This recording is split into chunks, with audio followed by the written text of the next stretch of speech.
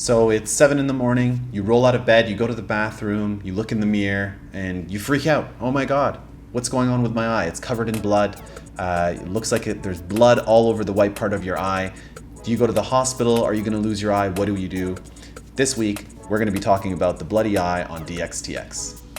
A subconjunctival hemorrhage is essentially an area of bleeding that's under the layer of tissue known as your conjunctiva, which is where the blood vessels in the eye are oftentimes running. The hemorrhage is oftentimes as a result of a burst blood vessel. Most often, this can happen in the settings of trauma. So if you're playing a sport or if something hit in and around the eye region, probably shortly before the bleeding occurred, it is possible. In these cases, it may be worthwhile to have somebody take a look at your eye in order to make sure that there's no other signs of damage to your eye. Next most common cause of subconjunctival hemorrhages is something that increases pressure in your eye. Oftentimes people who are sick, who've been sneezing a lot from allergies or a recent illness, coughing a lot, anything that results in increasing pressure in those small, fragile blood vessels in the eye can oftentimes do it. This is something that we oftentimes will see in the emergency department because it looks really, really scary. And oftentimes the most classic presentations are ones where people often will wake up in the morning or at some point will look in the mirror and will realize that, oh my God, my eye is covered in blood. Otherwise, they really have no sense that there's anything wrong with their vision and they're really not having any symptoms whatsoever.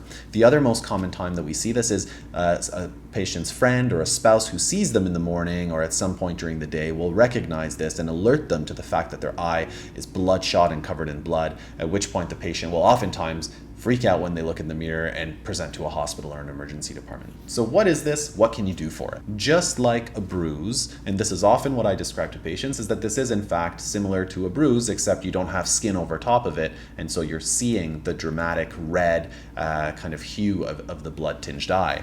And just like a bruise, this will slowly fade away. It'll go from a darker red to a lighter red, yellow, and then eventually may even turn kind of a greenish purple color as it starts to fade away, and it can actually take about 1 to 2 weeks to fully resolve. If you see that 2-3 weeks go by, the bleeding is not resolving, or you're having more bleeding in other areas in the other eye, or the bleeding is getting more pronounced, at that point I would definitely recommend you get seen if you haven't done so already. People oftentimes will ask, is there anything I can do for this? Is there anything that I can help speed up the process and help with the healing? There's really not much to be done other than making sure that you're not rubbing your eye too much and avoiding, increasing pressure in that eye from, rubbing and touching.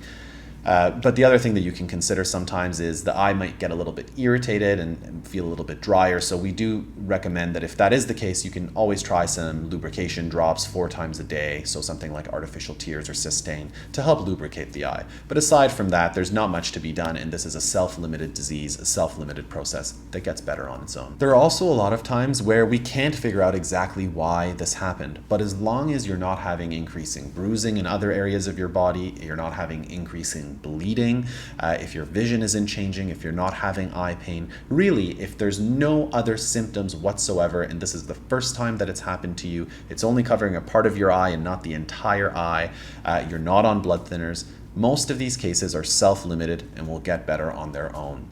The majority of these cases that we see in the emergency department require reassurance. The only cases that oftentimes will require some further investigations are those in patients who've had a bleeding disorder, who are on blood thinners, or who have some other symptoms such as increasing bleeding from their teeth or their gums, increasing bruising in their extremities, or some other symptoms that seem concerning.